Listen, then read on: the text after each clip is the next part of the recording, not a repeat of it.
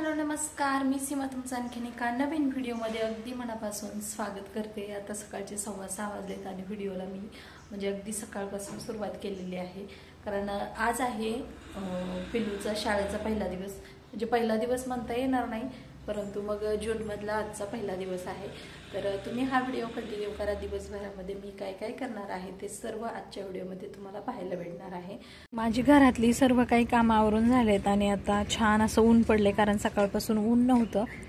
आणि आज मी करणार आहे किचनची डीप क्लिनिंग, कारण मला किचन ट्रॉली वगैरे आवरायची आहे। थोडंसं ऊन देखील पाहिजे, कारण किचन ट्रॉली व्यवस्थित वाळली तर मग टेन्शन नाही, कारण 5-6 महिन्यानंतरच मी किचन ट्रॉली काढते। आतमधली भांडी वगैरे वारंवार घासणं होतं। जे काही साहित्य ठेवलेलं असतं किराणा वगैरे त्याचे डबे रिकामे झाल्यानंतर ते देखील घासले जातात, परंतु मेन म्हणजे किचनच्या ज्या जाळ्या असतात त्या 6 महिन्यातून एकदाच घासल्या जातात। आणि अगदी छान असं ऊन पडलंय आणि आता 11 वाजलेत। घरातली कामं आवरल्यानंतर थोडासा गॅप घेतला, बसले होते जरा वेळासाठी, आणि आता मी कामं पटपट अशी आवरून घेते। तर तुम्ही हा व्हिडिओ दिवसभरासाठी आजचा कंटिन्यू करा। स्वयंपाकाची भांडी वगैरे होती ना, म्हणजे ते कसं थोडंसं तेलकट वगैरे असतात, ती सर्व काही घासून घेतलेली आहेत। आणि आता मी ह्या ज्या किचन ट्रॉली आहेत त्याच्यामधली भांडी आणि सर्व जे काय आहे ना साहित्य ते पटपट असं काढून घेते। तर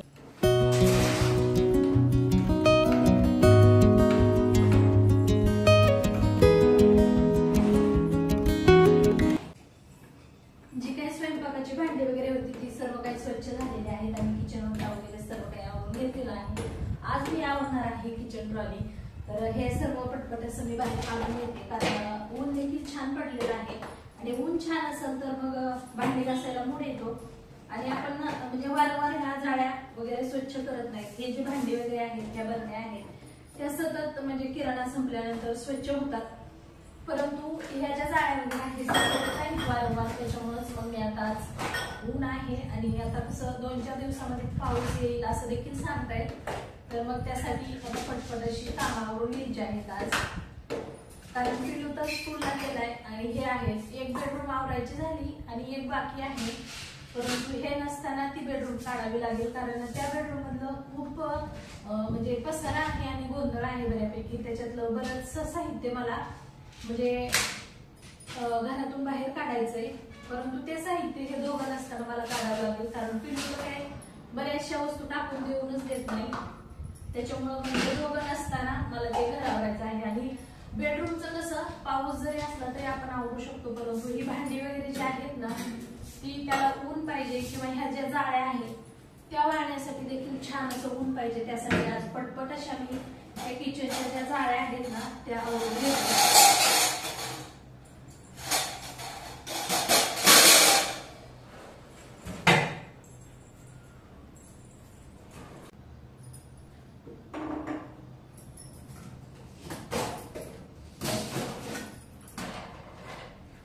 आणि ह्या ज्या भरण्या आहेत ना ह्या पूर्णपणे रिकाम्या आहेत, परंतु माझ्या लग्नातल्या आहेत आणि ह्या दिसायला इतक्या छान आहेत। अशा भरण्या मी पुन्हा पाहिल्या त्याच दुकानामध्ये जिथं माझ्या लग्नाची भांडी घेतली होती तिथंच, आणि ह्या खराब झालेल्या आहेत, म्हणजे फुटल्या वगैरे आहेत, तरी देखील मी टाकून देत नाही, कारण मला खूप जास्त आवडतात। त्याच्यामुळे मी फक्त शो पीस म्हणून त्या ठेवलेल्या आहेत। जर मला नवीन भेटल्या तर मग मी ह्या टाकून देणार नाही, तर मी अशाच ठेवणार आहे।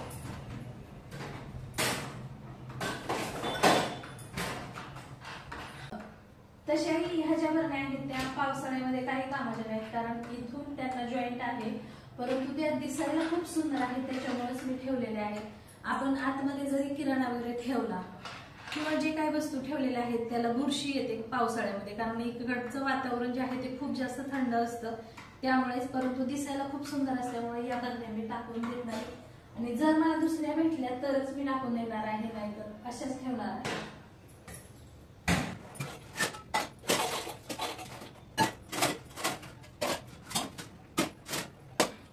अशा पद्धतीने तुम्हाला दिसत असेल धूळ देखील बऱ्यापैकी झालेली आहे, तरी देखील मी मधून मधून याच्यामध्ये ही जी पायपुसणी आहे ना ती या गॅप मधून जाते आतमध्ये, आणि ती फिरवली तर बऱ्यापैकी धूळ निघते, परंतु अगदी आतपर्यंत जात नाही आणि धूळ देखील झालेली आहे।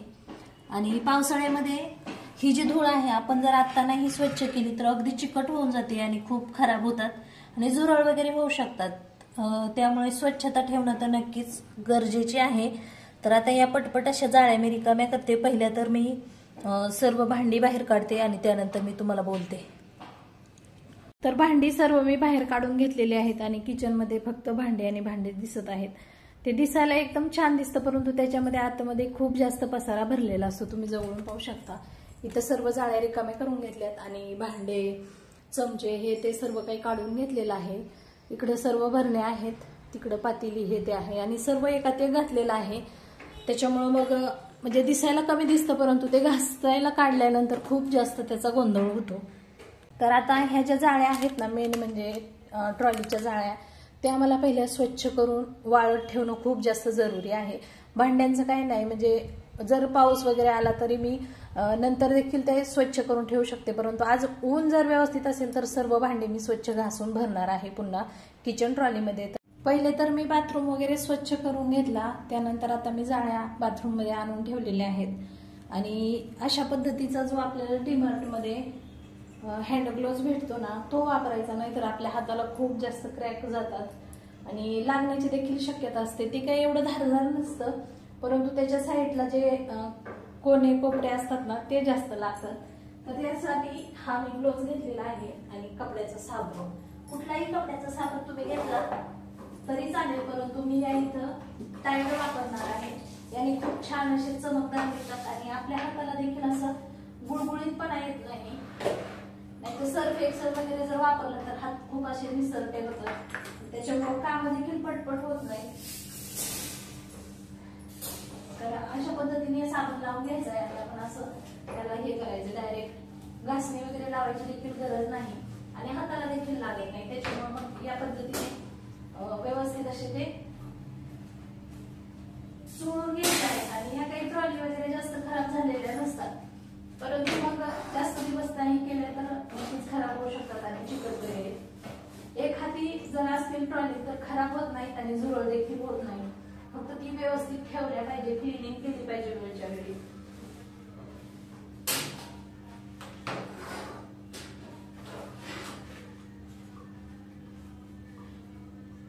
हे जे ग्रीनचे जे भाग असतात ना, ते म्हणजे दिसायला धारदार नसतात, परंतु ते लागल्यानंतर हाताला खूप जास्त लाईन पडतात.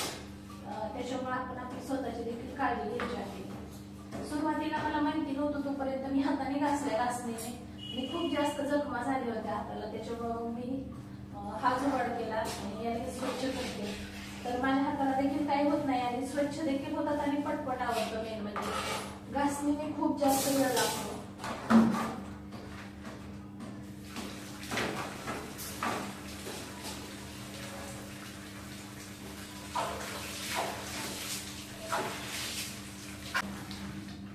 तर या इथं छान अशी खळखळ पाण्यामध्ये धुवून घेतलेली आहे. आणि आता ही आपण थोड्या वेळासाठी पाणी निथळण्यासाठी इथंच ठेवायची, त्यानंतर आपण उन्हामध्ये ठेवायची.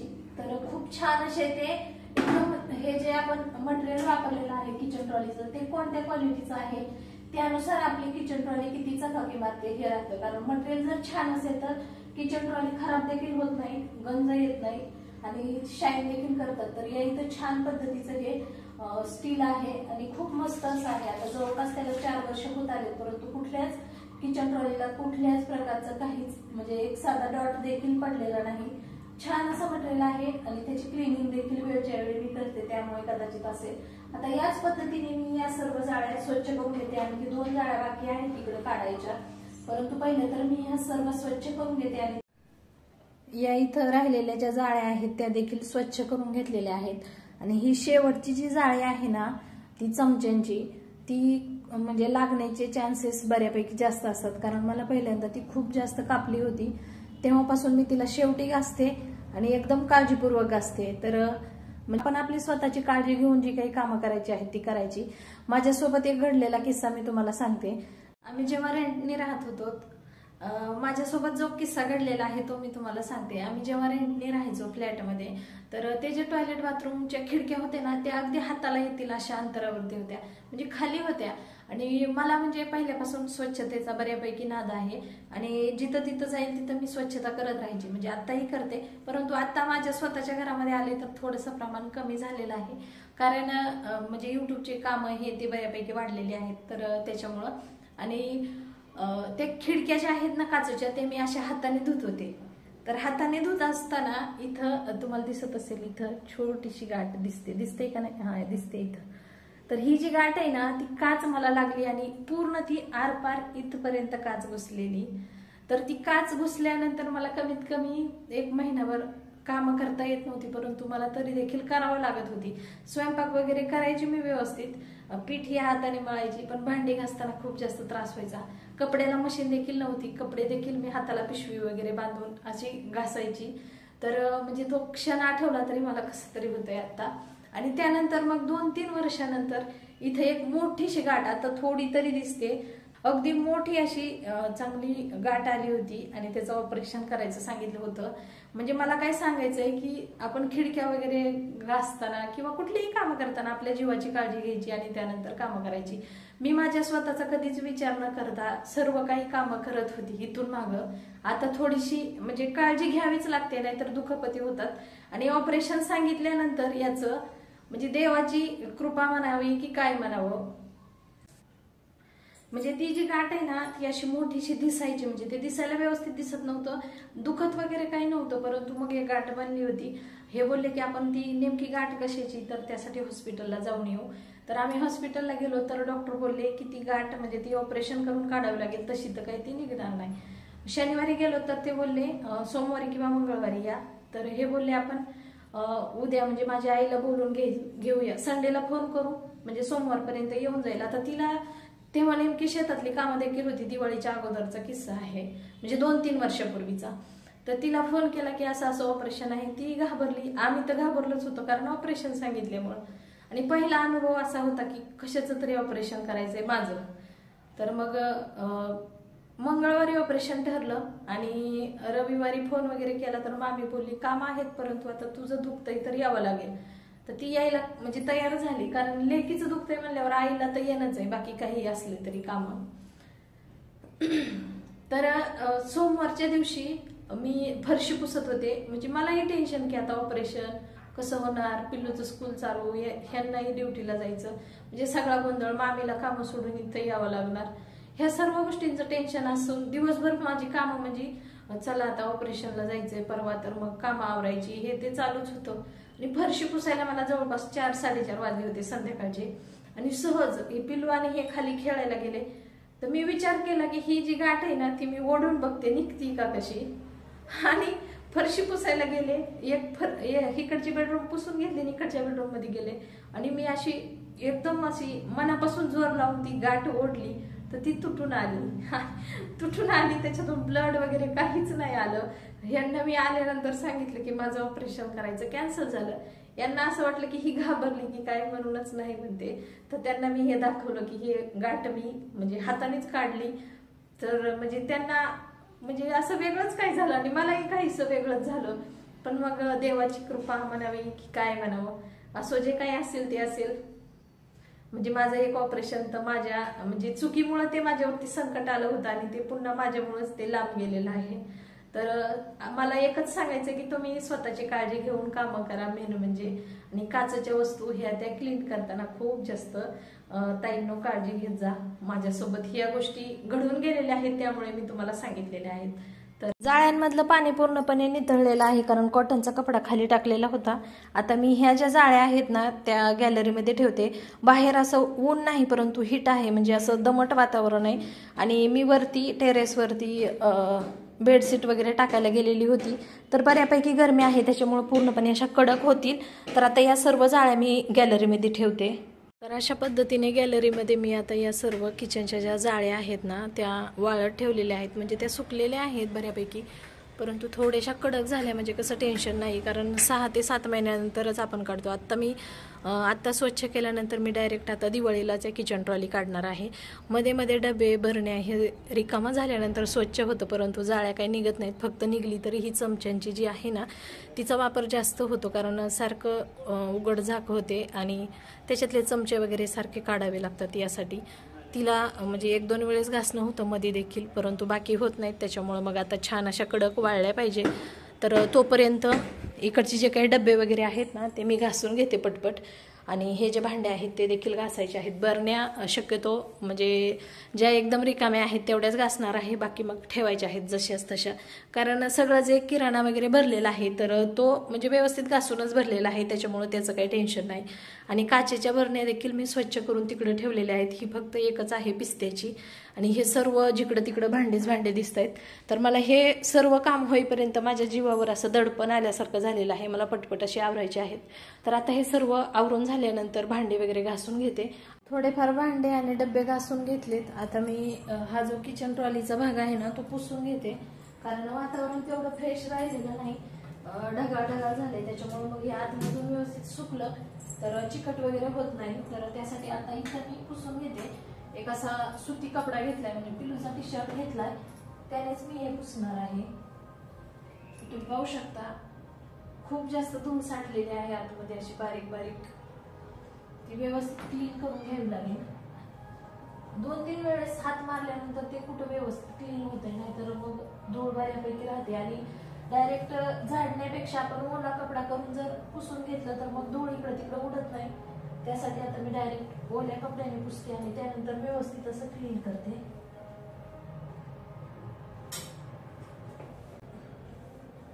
एका ठिकाणी साधारणतः 3 ते 4 वेळेस पुसल्यानंतर ते कुठं व्यवस्थित क्लीन होतंय. आणि शेवटी त्याला कोलीने पुसून घ्यायचं, म्हणजे एकदम चकाचक असं राहतंय आणि स्मेल देखील छान येतो, झुरळ वगैरे होत नाही यासाठी. याच पद्धतीने आता मी सर्व क्लीन करून घेते.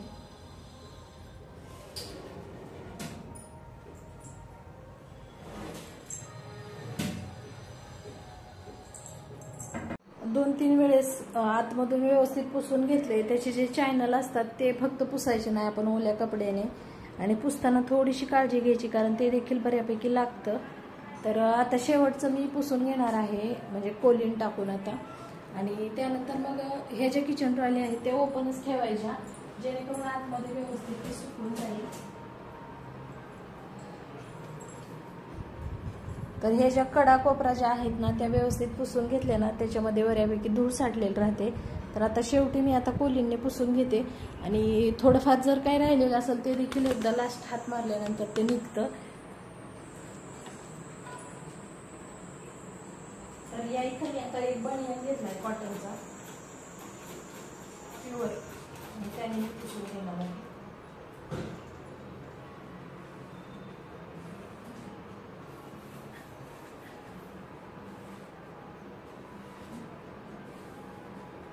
आणखीन देखील थोडीफार धूळ निघतेच आहे. तर आता व्यवस्थित हे कॉटनच्या कपड्याने एकदा पुसून घेते शेवटी, आणि त्यानंतर मग सुकल्यानंतर ह्या काय भरणं वगैरे आहे ते लावून घ्यायच्या. ऑलमोस्ट सगळी भांडी इथं किचन ट्रॉलीमध्ये छान अशी लावून झालेली आहेत सर्वच. फक्त थोडीफार आत्ताची नाश्त्याची पडलेत. आता संध्याकाळचे 5 वाजलेत. तर दिवसभर कामच गेले आवरायला, आणखीन मला जेवण वगैरे करायचंय. तर थोडीफार तांब्या पितळाची भांडी राहिलेली आहेत. आणि पिलूला घ्यायला जाताना मी गाऊन चेंज केला होता, कारण तो जुना आहे. आणि तांब्या पितळाची भांडी राहिलेली मी आता गॅलरीमध्ये ठेवलेले आहेत एका पाटीमध्ये भरून. आणि आता फार संध्याकाळचे जवळपास 5 वाजलेत आणि मला आणखी जेवण देखील करायचंय. तर म्हणजे पूर्ण दिवस माझा कामामध्येच गेलाय. त्यात पिलूची बस देखील थोडीशी लेट आली, त्याच्यामुळं मग तिथं देखील माझा थोडासा टाइमपास झाला, नाही तर ती देखील भांडी झाली असती. तर आजचा व्हिडिओ असा होता. कसा वाटला ते नक्की सांगा. जर तुम्हाला हा व्हिडिओ आवडला तर व्हिडिओला लाईक करा, शेअर करा, तसेच चॅनलला सबस्क्राईब जरूर करा. पुन्हा भेटू अशाच एका छानशा व्हिडिओसोबत. तोपर्यंत सर्वांना बाय बाय.